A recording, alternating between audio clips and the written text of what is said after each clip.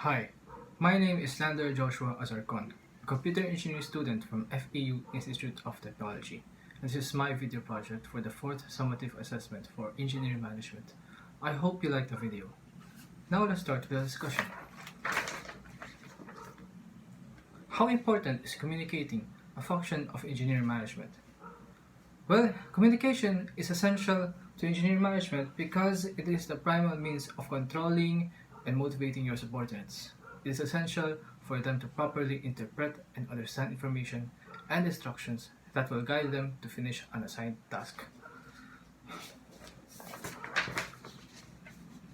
But what is communication?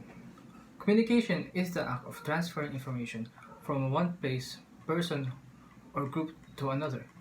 Communication can be done verbally, non-verbally, or written, all of which I will be discussing later in the video. So for what purpose may communication be used in an organization? Well, there are three ways in which communication could flow within an organization. The first is what we call downward communication. Downward communication is when the message flows from the higher levels of authority down to the subordinates. The areas of concern in which downward communication occurs is when there is an implementation of goals, job instructions, and procedures. The second would be inverse, which is the upwards communication. That happens when communication goes from the lower hierarchy to the upper hierarchy. Most of the time, it occurs when a lower ranking employee would ask his or her seniors about their work progress, grievances, or disputes. And last but not the least is the horizontal communication, wherein communication happens among individuals or groups of equal ranks. The areas of concern for horizontal communication is when there is the necessity for interdepartmental coordination, interdepartmental problem solving, and staff advice to the departments. Now let's go on to the forms of communication, which I mentioned earlier. The verbal communication, the non-verbal communication, and the written communication.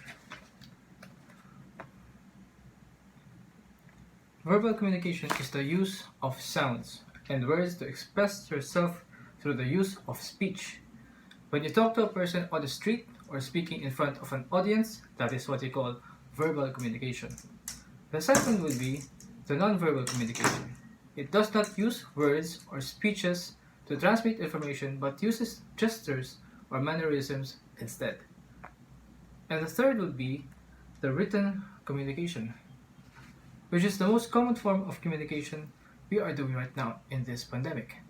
It means the sending of messages, orders, or instructions in writing through letters, circulars, manuals, reports, telegrams, office memos, bulletins, and etc. So, how may barriers to communication be classified? Communication barriers are formally classified into three: the personal barriers, the physical barriers, and the semantic barriers. There are personal barriers in communication when there are factors that are personal to the sender and receiver and act as a hindrance in the communication process, of which might be the person's life experiences, emotions, attitudes, behavior that hinders the ability of a person to communicate.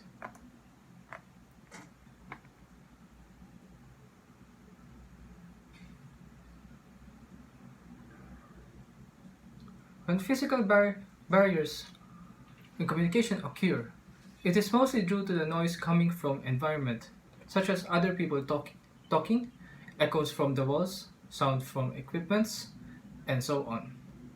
And last would be the semantic barriers in communication, which refers to the misunderstanding between the sender and receiver arising due to the different meanings of words and other symbols used in the communication.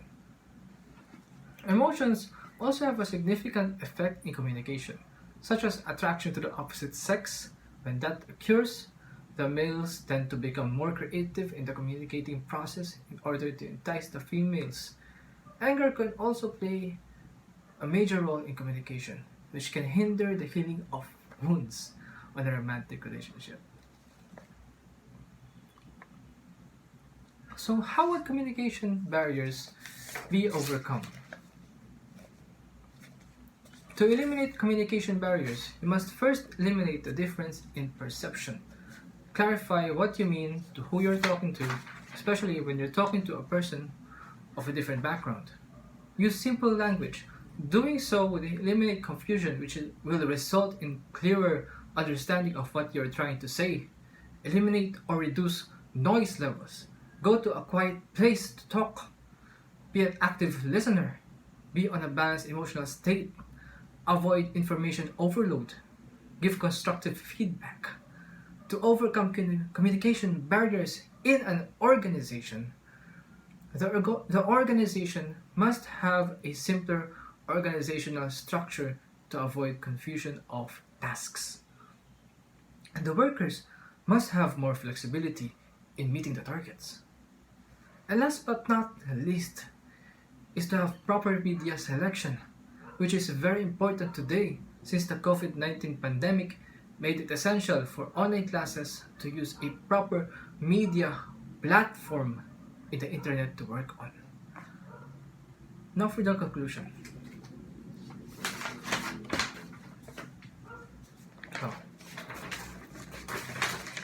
Conclusion. The lockdown due to COVID-19 has made communication among friends, family, and among students heavily restricted. Today, workers like engineers, architects, teachers, and call centers are forced to work at home online to avoid getting the virus.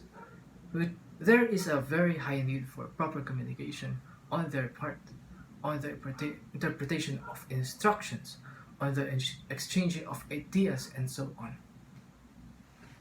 It is high time for us to reevaluate the way we communicate because there is a need for more emphasis on proper communication, which is lacking in this new and hopefully temporary communication ecosystem. And that concludes the video. Thank you for watching, hit a like, and see you next time.